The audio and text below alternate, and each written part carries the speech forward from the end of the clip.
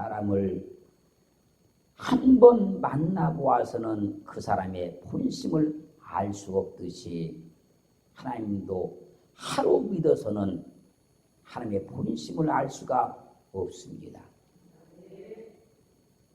내가 베풀고 살 때에는 사람의 본심을 알 수 없듯이 믿음도 좋은 일만 있고 형통한 일만 있으면 하나님의 본심을 알 수가 없는 거예요. 사람과의 관계도 어려움을 만나 보아야 그 사람의 본심을 알 수 있듯이 우리 믿음도 역경이 있고 고난과 어려움을 겪어보아야 하나님의 본심을 알 수 있는 거예요. 그러므로 지금 여러분에게 힘들고 어려운 일들이 있을지라도 나를 고생시키시려는 하나님의 본심이 아니라는 걸 확실히 알아야 됩니다. 그런데 어려움을 당할 때는, 고난을 당할 때는 나를 고생시키려는 하나님의 본심이 아니라고 아무리 이야기를 해도 그 말이 내 귀에 들어오지 않는다는 거예요. 물질적으로 어려움을 당하고 빈곤의 삶에 힘들어 지쳐 나갈 때는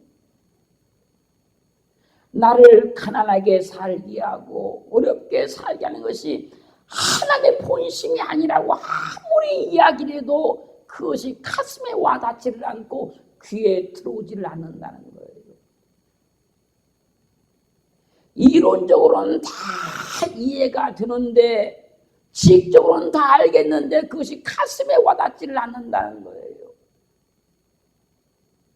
내가 병들어서 고통을 당하는 것이 하나님의 본심이 아니라는 건 분명히 알겠는데 내가 병들어 고통을 당해보면 그것이 내 가슴에 와닿지를 않고 내 귀에 들리지 않는다는 거예요. 우리는 하나님의 본심을 알아야 돼요. 아무리 우리가 힘들고 어려울지라도 하나님의 본심을 알아야 된다는 거예요. 하나님의 본심을 몰라서가 아니고 하나님의 본심은 내가 다 알겠는데 지금 하나님의 그 본심이 내 가슴에 와닿지 않는다면, 그 말씀이 내 귀에 들어오지 않는다면 지금 하나님의 말씀을 붙들어야 돼요.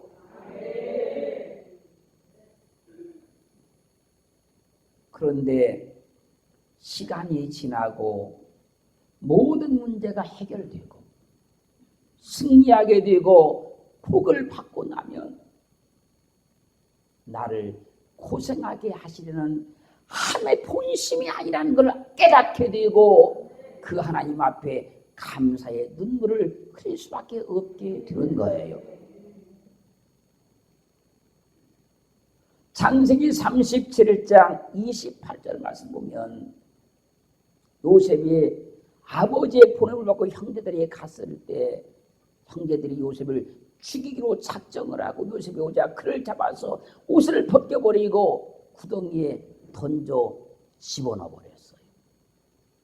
그런데 그때 마침 미디안 상인들이 그 길을 지나갑니다. 그들을 불러서 요셉을 노예로 팔아버렸어요. 이 사건을 다 알고 있는 여러분은 하나님이 요셉을 고생시키려고 요셉의 인생을 꼬이게 만들려고 형제를 통해서 요셉을 애굽에 팔아버렸다고 절대로 그렇게 여기지 않을 거예요. 그러나 당시 형제들 손에 의해서 노예로 팔려간 요셉의 입장에서 본다고 하면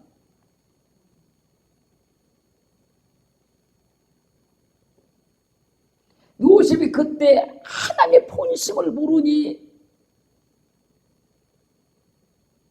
왜 나를 고생시키느냐고,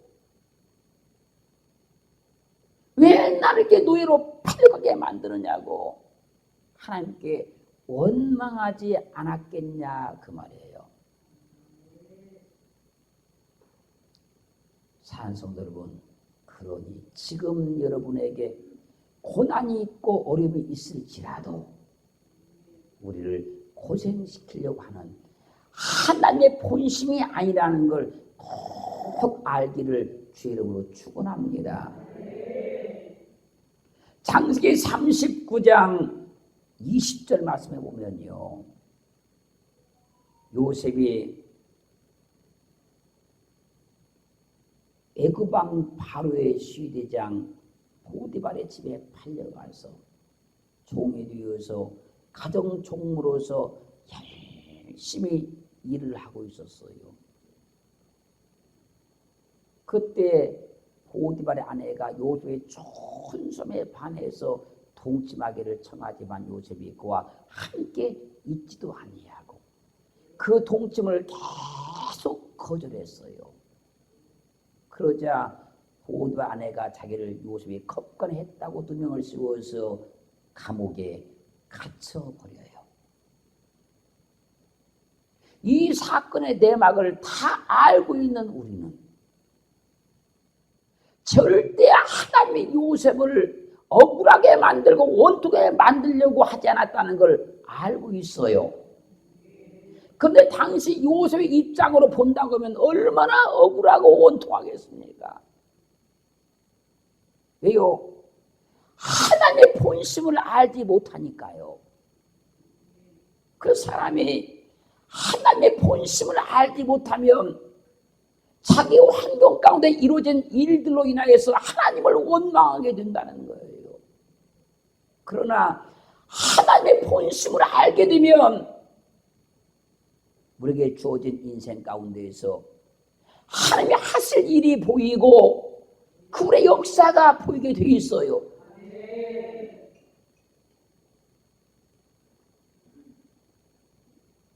사랑하는 성도 여러분, 하나님이 요셉의 인생을 꼬이게 만드는 것이 아니잖아요. 잘 가고 있는 요셉의 인생을 갖다가 하나님께서 망쳐버리는 것이 아니잖아요.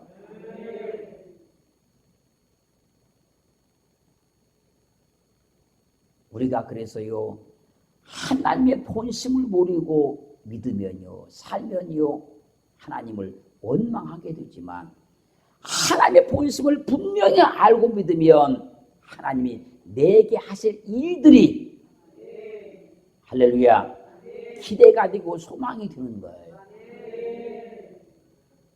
하나님의 본심을 정말로 알고 믿게 되면요, 내가 아무리 어려움을 당하고 힘든 일을 당한다 할지라도 절대로 믿음의 곁길로 가지 아니하고 하나님께서 내게 하실 일에 가슴이 부풀어 오를 수밖에 없는 거예요.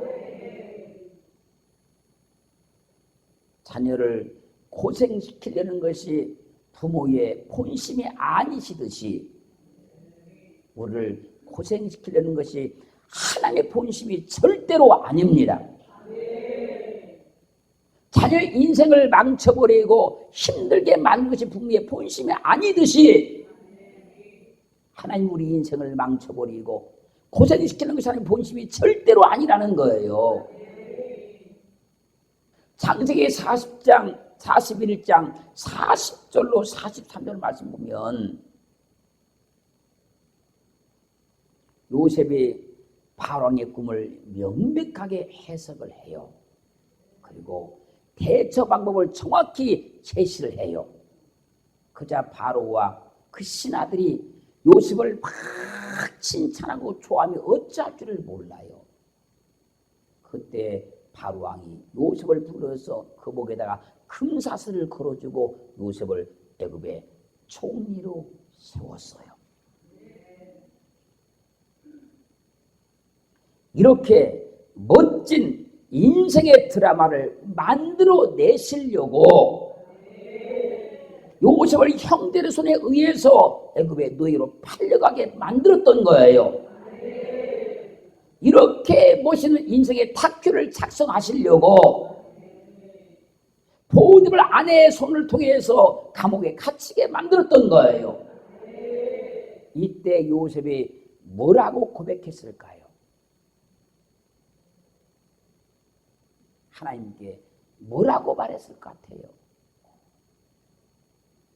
내가 하나님의 본심을 알았도다.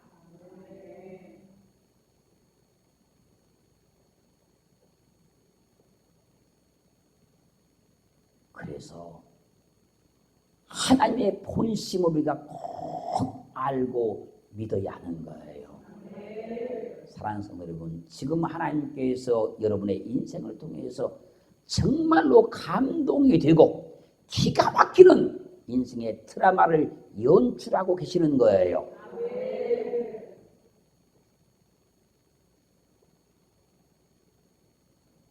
탤런트나 영화 배우들이나 연극 배우들이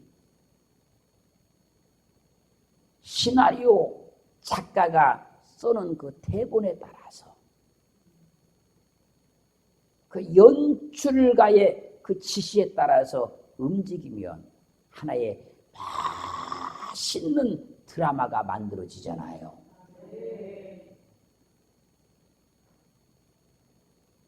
우리는 잘 모르고 살고 믿을 수 있지만 하나님은 창세전에 나를 구원하시려고 작정하시고 계획하시고 하나님의 계획과 뜻에 의해서 지금 우리의 인생에 연출되고 있는 거예요. 결혼에 가서 하나님의 본심을 내가 알았도다. 이렇게 고백하도록 성령께서 주님이 우리 삶을 주관하고 통치하고 가시는 거예요. 여러분의 인생을 통해서 세상에 깜짝 놀래 하나님의 놀라운 역사가 반드시 일어나게 될 거예요.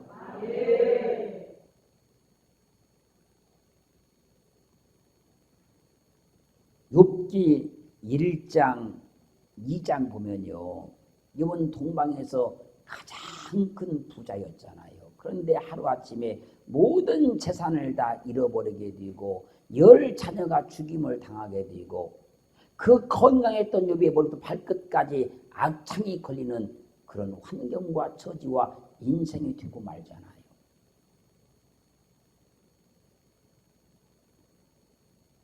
하나님의 본심은 분명히 인생이 고생하는 것이 아닌데 하나님을 그렇게 잘 믿었던 욥이 사람이 겪지 못할 고생을 하고 그 어려움을 만났잖아요.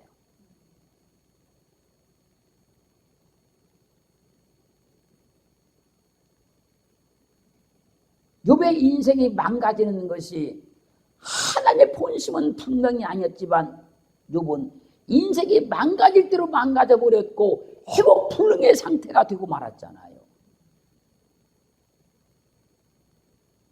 만약에요, 하나님이 욥의 인생을 망가뜨리고 회복 불능의 상태로 만든 것이 본심이었다면 욥은 다시 회생할 수가 없어요. 그런데 그것이 하나님의 본심이 아니었기 때문에 그가 회복될 수 있었던 거예요. 그렇다면 우리 인생도 망가지는 것이, 어려움당하는 것이 하나님의 본심이 아니기 때문에 우리를 건져줘요. 우리를 도와주기 시작하는 거예요. 그 하나님의 본심을 알아야 됩니다. 욥기 3장 11절로 12절 말씀 보면요, 욥의 인생이 너무너무 힘들고 너무너무 어렵고 너무너무 고난스러우니까 그렇게 믿음 놓았던 욥이 이렇게 말합니다. 어찌하여 내가 태에서 죽어 나오지 아니하였던가. 어찌하여 내 어미가 낳을 때에 내가 숨지지 아니하였던가. 어찌하여 어미의 무릎이 나를 받았던가. 어찌하여 어미의 유방이 나로 빨게 하였던가. 탄식하고 탄식하는 거예요. 쉽게 말하면 이런 거예요. 내가 어머니 태에 잉태지 않았으면 좋았을 것을 왜 잉태가 되어서 이 고생을 내가 하는 것이냐. 혹시 잉태가 되었을지라도 어머니가 나를 낳지 못하고 어머니 뱃속에 내가 죽었으면 좋았을 것을 왜 내가 이 세상에 태어나서 이런 고생을 하느냐.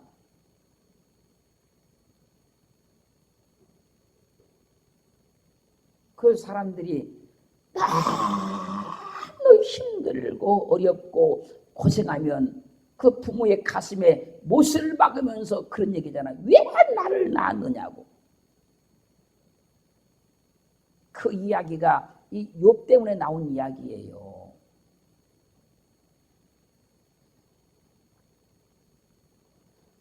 욥의 인생이 망가지는 것이 하나님의 본심 아닙니다.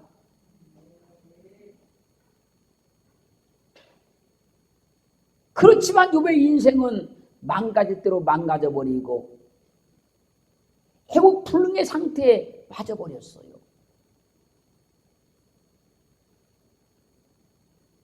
욥기 42장 12절로 15절 말씀 보면요. 여호와께서 욥의 모년에 복을 주사 처음 복보다 더하게 하시니 그가 양 1만 4천과 약대 6천과 소 1천결이 1,000마리 암나귀 1천을 주었고 또 아들 7과 딸 3을 낳았으며 그 아비가 그들에게 그 오라비처럼 산업을 주었다고 말씀하고 있어요.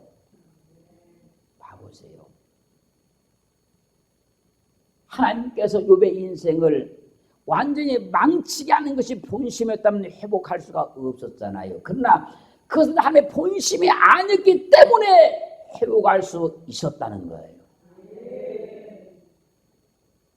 그렇다면 과연 우리에게는 어떻게 하실까요? 하나님께서.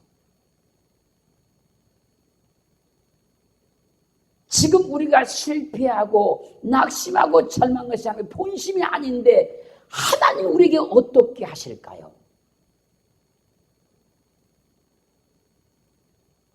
이대로 그냥 실패해버리고 망하는 것이 하나님의 본심이 아닐진데 우리에게 어떻게 하실까요?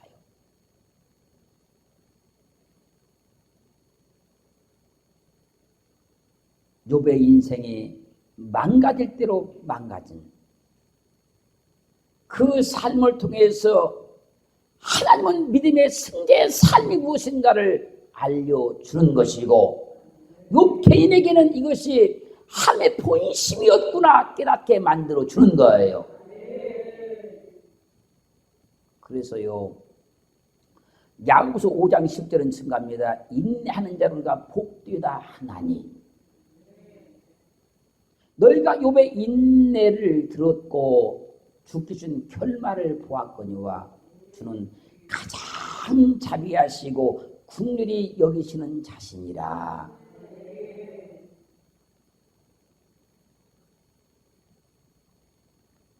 욥의 인내를 통해 주의 결말을 보게 했다는 거예요. 고생 가운데 인내하는 우리도 분명히 욥처럼 복되게 하실 거예요. 이때 욥이 뭐라고 고백했을까요? 자기의 모든 것이 회복되고 처음 복보다 더 많은 복을 받고 나서 욥이 뭐라고 했을까요? 내가 하나님의 본심을 알았도다.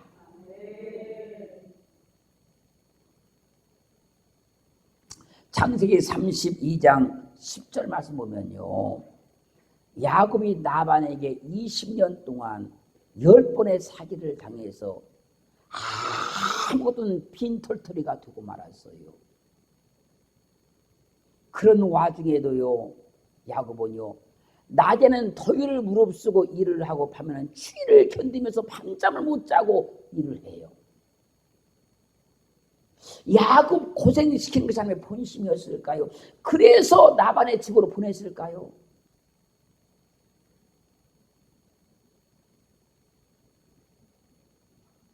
우리가 이 사건의 내막을 다 알고 있으니까 하나님의 본심이 아니었다는 걸 알 수 있잖아요. 고생은 했지만 본심 아니라는 걸 알게 되잖아요. 어려움 당했지만 본심 아니라는 걸 알게 되잖아요.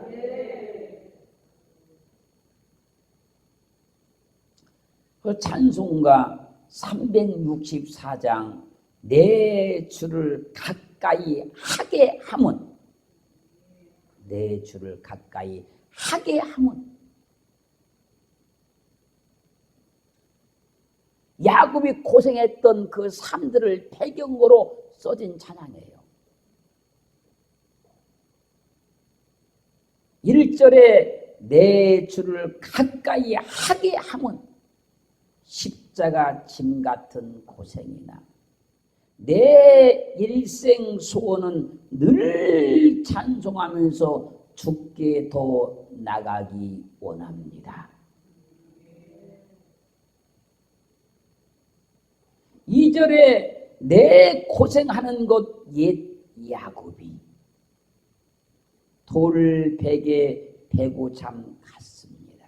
꿈에도 소원이 늘 찬송하면서 주께 더 나가기 원합니다. 3절에 천성에 가는 길 험하여도 생명길 되나니 은혜로다. 천사 날 부르니 늘 찬송하면서 주께 더 나가기 원합니다. 4절에 야곱이 잠 깨어 일어난 후 돌단을 쌓은 것 본받아서 숨질 때 되도록 늘 찬송하면서 주께 나가기 원합니다. 야곱이 힘들 때마다, 고난스러울 때마다, 실패할 때마다, 어려움 당할 때마다 그의 믿음이 주께 더 나가기 원합니다. 이 찬송을 야곱이 계속 하나님 앞에 부르니 하나님께서 그에게 두 때의 복을 주시는 거예요.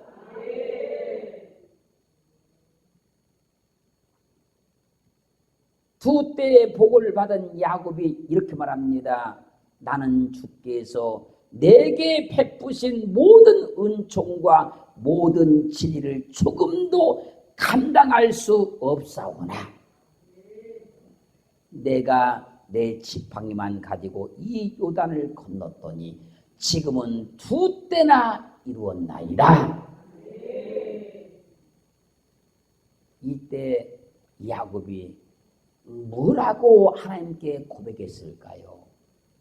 내가 하나님의 본심을 알았도다.